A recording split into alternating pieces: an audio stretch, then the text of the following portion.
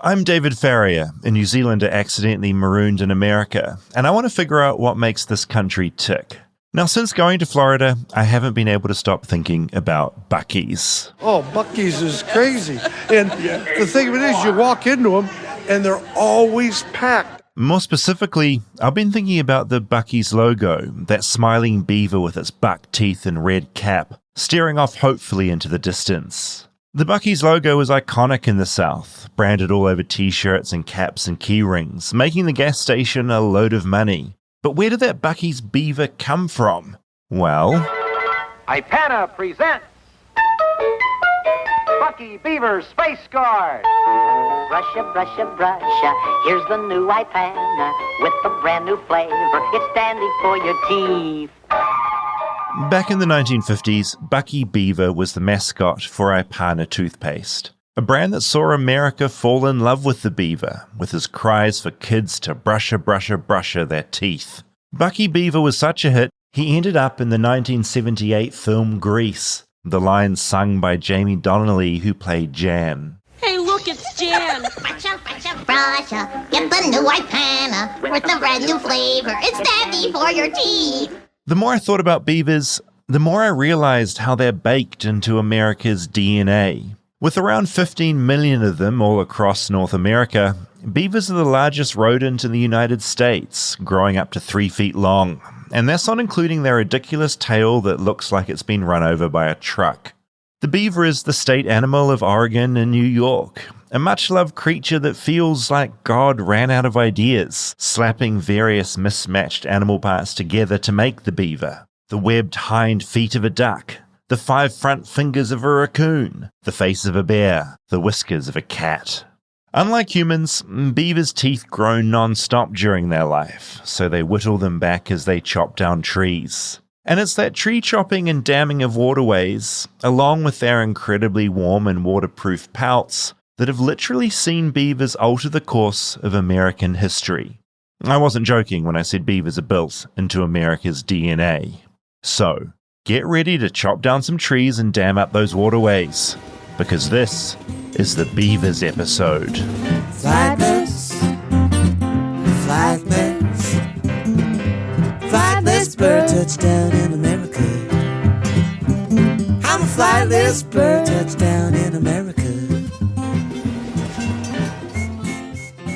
It's my mission in this episode, and I know I tend towards animal episodes. Yeah, we've had a lot. We have had a lot. Animals I'd like are a great, break. though. They're the best. My job in this episode is to convince you that the beaver has been so transformative to America that you'll never look at a beaver in the same way ever again. Wow, that's a big ask. And you should know I'm at a 0 and you're trying to get to 100. I'm going to get you to 100. Wow. Yeah. When you think beaver, Yeah. because to be honest, until I started looking into it, I watched some nature documentaries at school as a kid. Sure. They built dams, Yeah. they dam up waterways, Yep. they've got those teeth, blah, blah, blah. Mm-hmm. What do you think about when I say beaver? That's what I think about. I think about dams and bushy tails. Bushy tails. Well, no, they don't have bushy tails. Oh, fuck. They've got sort of flat, they've got flat like a paddle, because that's how they paddle along. But is it a bushy Squashed out. paddle? It's not, no, not bushy. Oh my God. Okay. all right. So apparently I know nothing. And then also, of course, the thing, we're only going to say it once on this episode that it's a euphemism for a woman's vaginal region. It is. I've got a couple of facts about that so we get it out of the way at the top. Okay. Okay? It's British slang for vagina that was first come up with in 1927. And it came from an earlier meaning of a bearded man or the appearance of a split beaver pelt. What's a split beaver pelt? So you get pelts from beavers to make hats and various things back in the day. We're going to get into that in the documentary. But beaver pelts is sort of hairy, and then you split it. But wait. You split a beaver pelt. Hold It on, looks hold like on. a vagina. Rewind. What is a pelt? A pelt is when you skin a beaver. Oh. Which we'll get into in the documentary, because this is how it starts to transform America, is the pelts of a beaver. Okay, so you skin it and You then skin it, you make it into a little hat. Pelts any animal, though, that you skin. Yeah, pelt of a deer. Oh, pelt so it's of just a sheep. piece of the skin. Yeah. You could skin me and it would be a David Farrier pelt. Ew. And then they make a little incision in the middle or like a slit. I got to be honest. You're cutting it off. back to Yeah. peel the skin off. Yeah, so to get the skin off a beaver, you've got to cut the skin off. I see. So is a pelt like when it's flattened out? Yeah. Got it. Thank you, Rob. And there's a limerick. don't This is like the last that. thing I'm going to talk about it in relation to vagina. There's a limerick from 1927, Sing which is it. when it got, I'm not going to sing it, Sing it. which when it was popularized Okay. as meaning vagina. And it goes like this. There was a young lady named Eva who filled up a bath to receive her. She took off her clothes from her head to her toes. Then a voice at the keyhole yelled, "Beaver." What? Essentially, there's a guy looking through the keyhole as she strips naked. Awful. And he decides to yell out "Beaver" when he sees, I suppose, her naked body.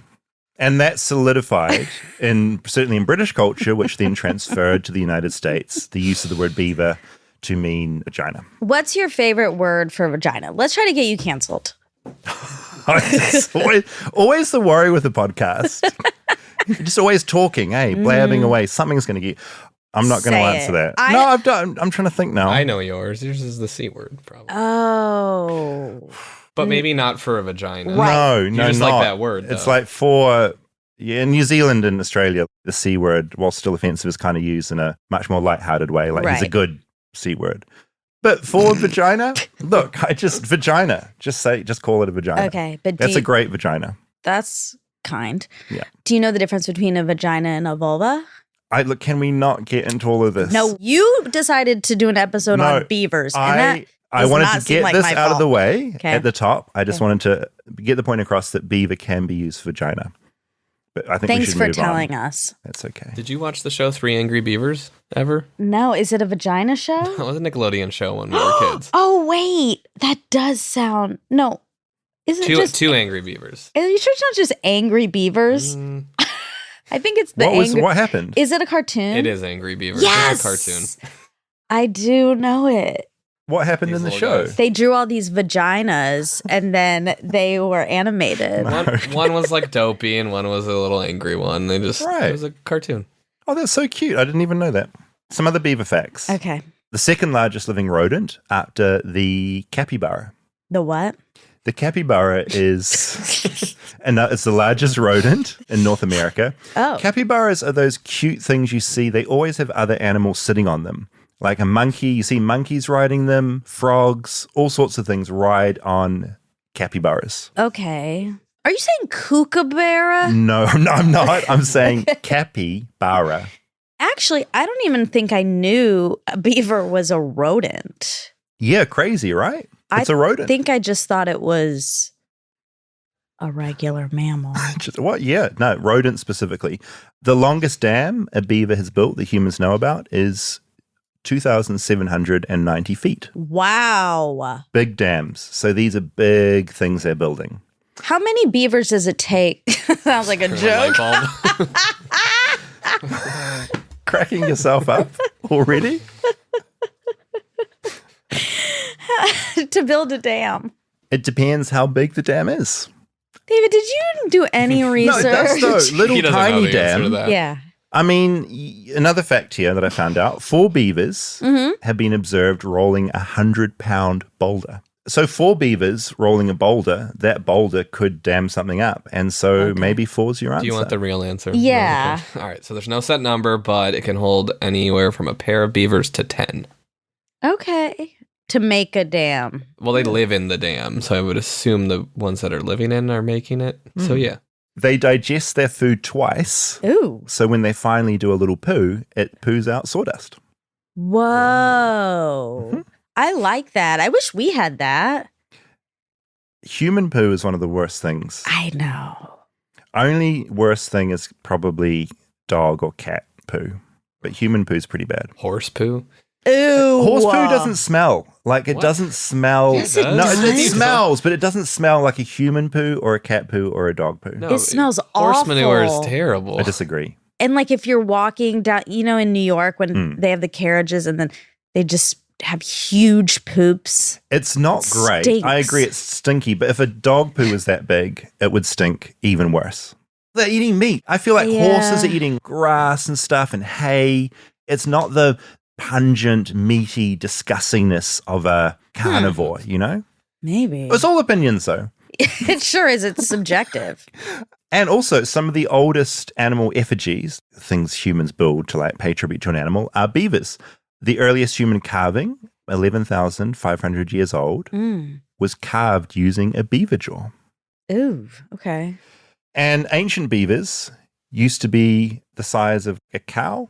Oh, 2 meters long, huge. Wow. And they used to roam what is now North America.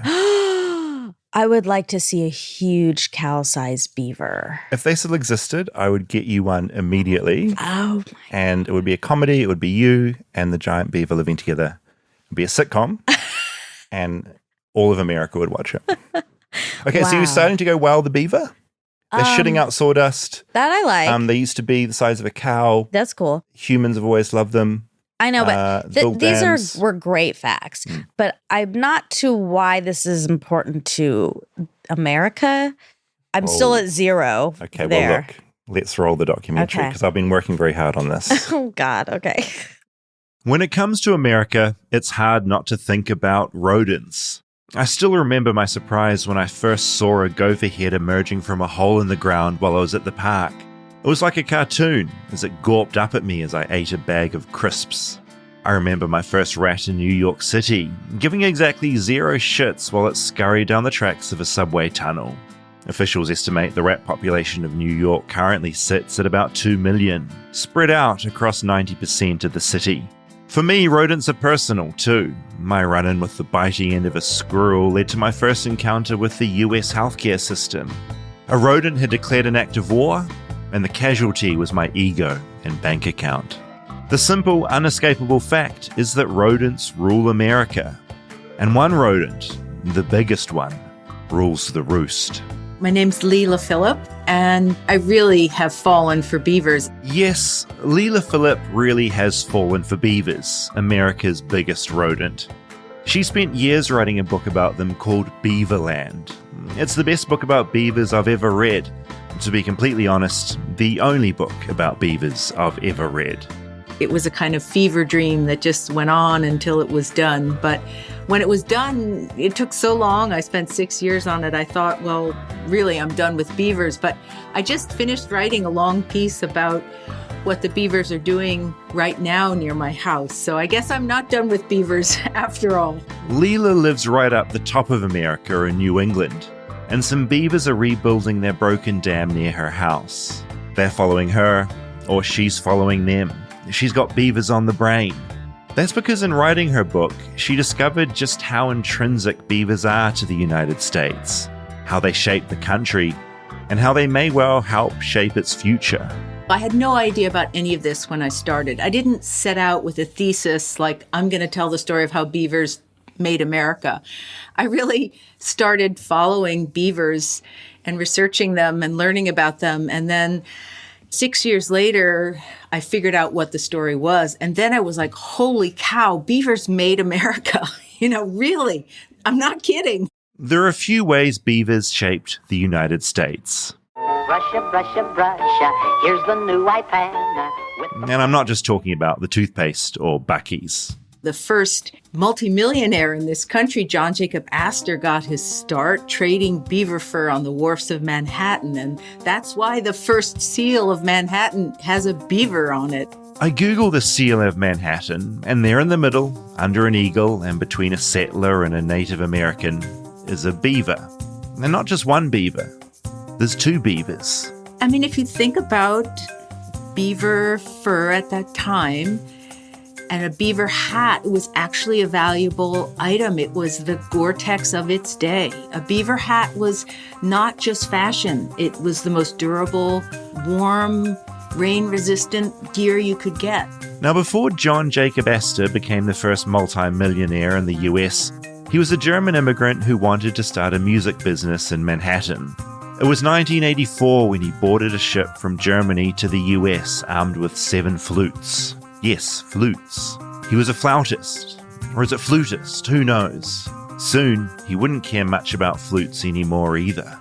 But on board the ship, he overheard traders talking about this item that they could get very inexpensively in North America and trade in London for a markup of something like 800, 900%. And he listened, and then he figured out they were talking about beaver fur. So as quick as he could when he got to Manhattan, he sold those flutes, just forgot about that music business and started buying furs. And very quickly, he became a fur trader of note. He started trading furs up the Hudson River, and then he went west toward the Great Lakes. And at that time, if you wanted to be a fur trader, you had to get up to Canada and start trading furs with the big fur companies like Hudson's Bay Company that were already established up in Montreal. So as soon as he makes it in Montreal, he knows he's made it, and he establishes the American Fur Company. John Jacob Astor was a brilliant businessman. Soon the flutes were in the bin, and his dreams of starting a Manhattan music school were long gone too. But as well as being a brilliant businessman, John could also be described using words like duplicitous and completely scurrilous, which Leila does. He was duplicitous and completely scurrilous. Now my brain tunes out when it comes to history, but stick with me. Back in 1805, President Thomas Jefferson commissioned the Lewis and Clark expedition, a mission up the Missouri River to explore and map out newly acquired land. Jefferson wanted to spread democracy while exploring the west of the Mississippi and all the new territories. He did it, but it was expensive. After the Lewis and Clark expedition, the new government doesn't have enough money to go set up trading posts. Enter American Fur Company head honcho, beaver mogul John Jacob Astor. So he pretty much dupes Jefferson. Astor says, "Oh, I will go with my new company and we will spread democracy." Of course, that isn't what happens. Astor's company is on paper only, sets up a monopoly all the way to the Pacific, and he founds the very first trading post on the Pacific coast in Oregon and names it, of course, Astoria, after John Jacob Astor. And he sets up a global trading empire. It's brilliant, it's extraordinary, and it's ruthless. And there are no anti-monopoly laws at that time. But if there were, it would have been illegal. Anyway, what happens is by the time he sets that up, we're talking 1811 when he founds Astoria. In about 10 years, they've trapped out all the beaver because the exploitation of the beaver is so ruthless. And the beaver are gone, but Astor doesn't care because he's got a global trading route established. He's got control of all the trading centers, and he just trades other things, and he invests in real estate, and his empire is built. And evidence of the empire he built still remains. Hundreds of thousands of massacred beavers and their pelts paving the way for a New York real estate tycoon. So the New York Public Library in New York City is funded with Astor money, and you have Astoria, Queens in New York City, and the Astor Place subway stop still has a beaver mural on it. So, the rest is history. But it is a fascinating history. It's before coal. It's before oil. The first great wealth came from beaver fur. America's first multi-millionaire. All because of the beaver.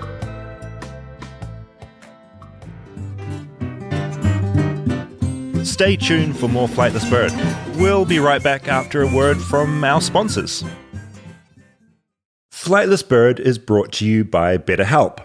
Now, I don't know about you, but most of my week is spent interviewing people and researching for this show, as my own sanity slowly fades into the background sometimes. I think most of us are like this, spending so much time on work and family and friends and other people, and not so much on ourselves. Obviously, there needs to be more balance. I'm making a concerted effort to check in on myself a lot more to figure out how I'm doing, because when I'm in a good mental space, everything else tends to fall into place much more easily. A good way to keep yourself in check is through therapy. Recently, I've found it super helpful in learning more about my attachment style, which is a whole other topic for another day, but it's been a bit of a revelation. If you're thinking of starting therapy, give BetterHelp a try. It's entirely online, it's designed to be convenient, flexible, and suited to your schedule. Just fill out a brief questionnaire to get matched with a licensed therapist, and you can switch therapists at any time for no additional charge. The online interface and app also makes it really easy. Find more balance with BetterHelp. Visit betterhelp.com/bird today to get 10% off your first month. That's BetterHelp, HELP.com/bird.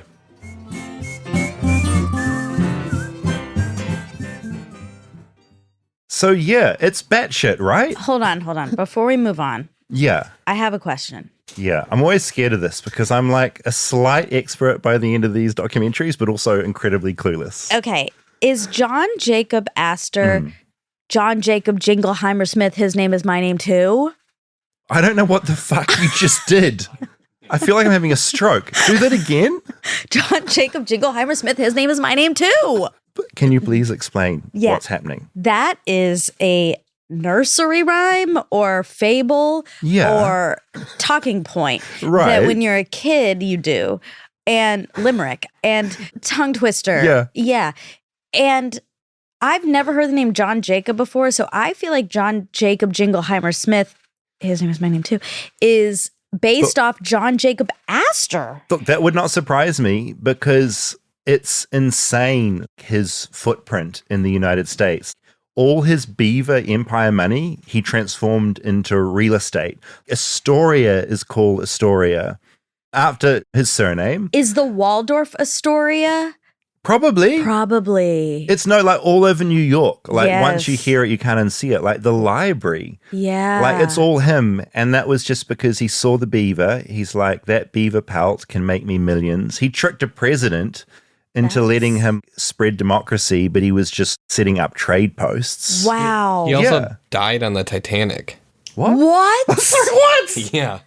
This is fucking insane. John Jacob Astor. Wait, which one? Astor or Jingleheimer Smith? John Jacob Astor was an American business magnate.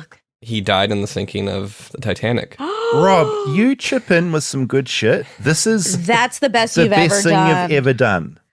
Oh my God. So I don't know. They need to make a movie out of him. Well, they made Titanic. That was a huge movie. They focused on the wrong person. It's like a minor point as he like sinks into the ocean at the end. Oh my God, he's probably one of the rich people who just were eating their caviar as the boat is crashing. They refused to acknowledge it. Wow. Insane. Wow. It also makes me think of Lois and Clark, The New Adventures of Superman, because of the Lois and Clark expedition. I wonder if that was related at all. Probably not. This is very fascinating. I'm up to 70. I think I knew about the beaver at the subway station. What I hope with this, because I'm going to New York to make a pizza episode soon, because it's like one of those things, once you know it, you'll just start to see beavers everywhere, which is kind of amazing. There's also this indigenous story I came across about the Great Beaver, which is this story told in a lot of different indigenous communities, but this relates to America in Massachusetts. According to Native American myth, Sugarloaf Mountain is the carcass of a human-eating giant beaver who lived in a lake now occupied by the Connecticut River. So I think this is about aesthetics, why we haven't embraced the beaver more, because they're not the cutest. I get into this a little bit in the next part of the documentary because despite their amazing engineering skills, they're one of the least studied animals. And it's because essentially, I think you're right, they're not like cute and cuddly. They're a mess. It's like they're bits of other animals. This makes me sad for all of the ugly people. I mean, it's like a metaphor. Well, no, it's a metaphor. Like beauty rises to the top, cute animals are taken over anything else. You're completely right. Like beautiful people rise to the top, and despite what they have going on versus somebody else who's a great engineer. I liked how you pointed at me. You said that. That's very nice. I was actually pointing to your hat because you are wearing a Buc-ees hat right now with a beaver on it. And I feel like we even don't think about the beaver that much. To some people see the Buc-ees logo and don't even really go, oh, that's a beaver. I love the beaver. They're like, that's a Buc-ees thing. A Buc-ees thing. Yeah. All right. Are you ready for part 2? Yeah. You're at 70% of America's being influenced by beavers? Yep. Let's get you to 100. major cities and universities have beavers in their seals, et cetera, et cetera. I mean, I did a study of this is on more roads and cutouts and schools and mascots than any other animal. But we kind of have taken the beaver for granted. Maybe we take the beaver for granted because they're out of sight, out of mind, scooting around underwater with their mismatched but somehow perfect body parts. They are weird. They've got these beautiful bear-like faces and these nimble fingers. I think their tail is quite extraordinary. It's this strange, flattened expanse, but it has so many blood vessels in it that in the summer it helps cool them. In the winter, it helps them because the tail is a big repository of fat. So that's where they store fat and they live off that. So it's their like refrigerator in the wintertime. And then we believe that it's one of the ways they're able to sense water pressure. Beavers need to know water pressure because they need to know what the water level's doing. Their job is to keep their dams dammed. The second a leak starts and the water level changes, a beaver's there to repair it.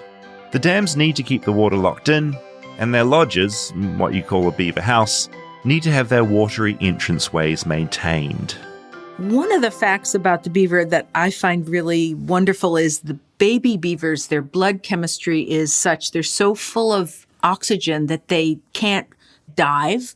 And so they actually can't get out of the lodge, which I think is kind of just so amazing. So they're stuck in the lodge, and until they're old enough to dive and swim properly, they can't get out, which means it's sort of like a built-in babysitting system. If individual beavers are amazing, groups of beavers are a revelation.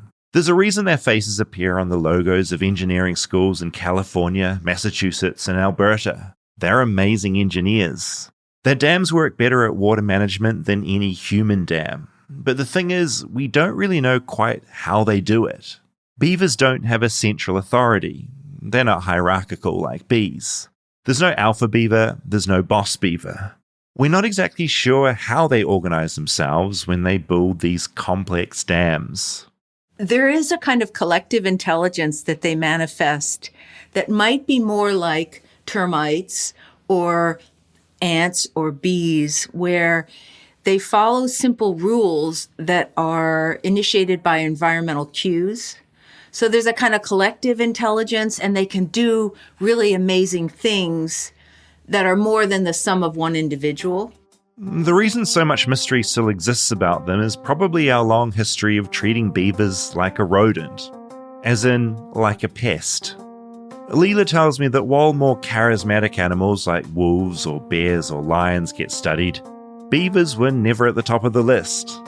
But more recent studies are starting to show that beavers' behavior is certainly more complex and nuanced than the termite.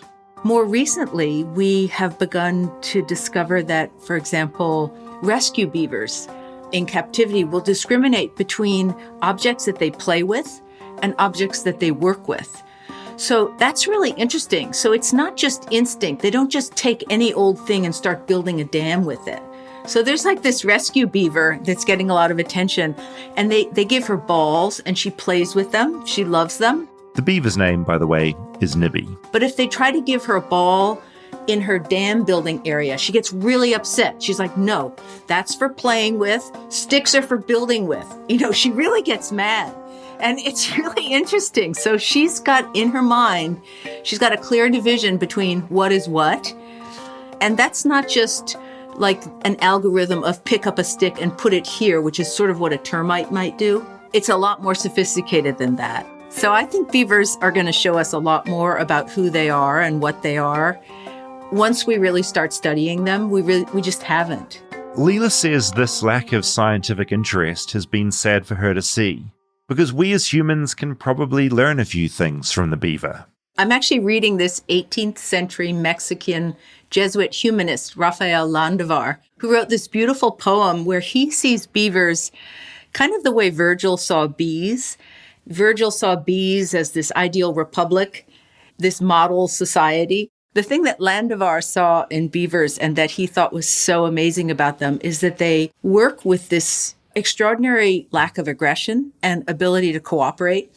And increasingly, I was thinking, we are so brilliant. We have so many ways of solving our problems. We have all the technology we need, but we can't seem to get along. So maybe we just need to be more like beavers. And while we may not have the beavers back, they tend to have ours. Beavers are what scientists call a keystone species. A species that has a really big effect on the environment despite their relatively small population. They're also ecosystem engineers, building like the busy beavers they are.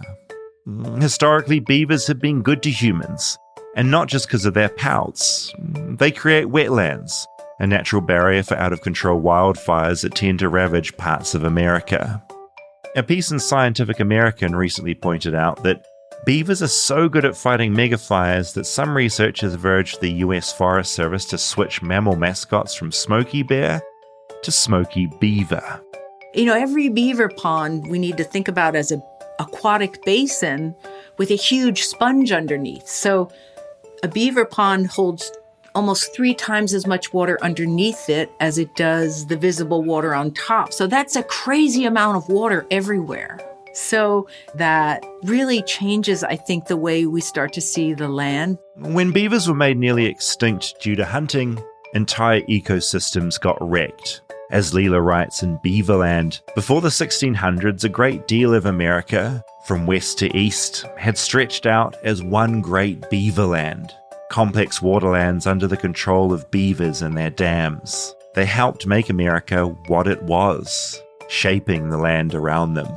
Beavers really shaped the land. The hydrology of this country relies on beavers. And this is why they're so cool and why they're so important to us now, because the problems that we're facing with climate change, drought, and wildfire, and flood all have to do with water. And beavers manage the water in our continent.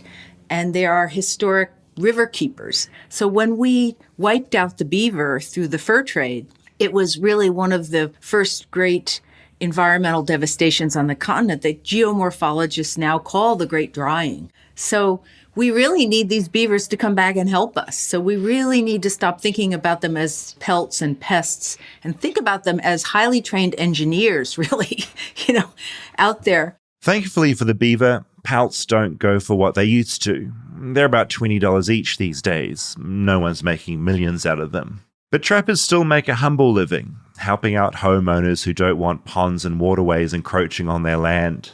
But there's still land in America not covered in people, and Leila hopes beavers are encouraged to return more. And more than that, to live alongside humans too. We have a lot of bits and bobs of open land throughout the country that beavers could be in working and not creating problems for humans. It's just people haven't thought about how to put them to work or let them coexist because they haven't valued what they do.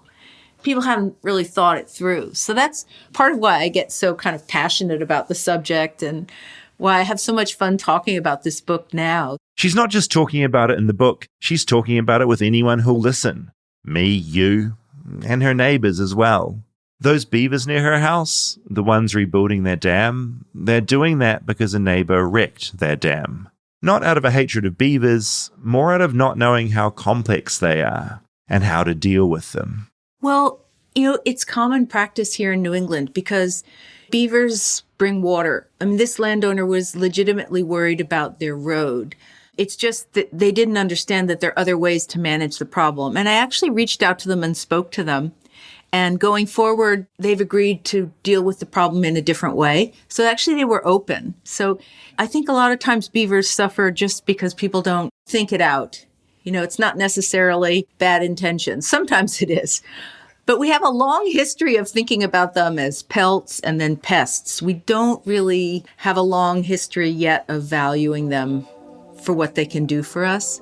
After talking to me, Leila says she's going to go on a walk to see how the Beavers engineering project is doing, their rebuilding project. She says beavers have fundamentally changed the way she views our relationship with the natural world, and how she views the United States.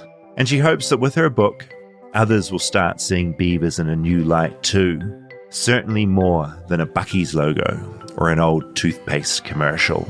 So the beavers that I'm watching restore this section of the river near my house. It's just incredible what they're doing. Now when I watch them, I'm just in a state of awe. I love beavers now. There's some amazing aerial photographs of areas in America that have been taken out by wildfires, and there'll be all this burnt out area, and then there'll be an area that has beavers in it, and it's just lush green forest that's still there. Wow. Yeah, like they're this amazing fire blocker, and that's something I'd never ever thought about. Never.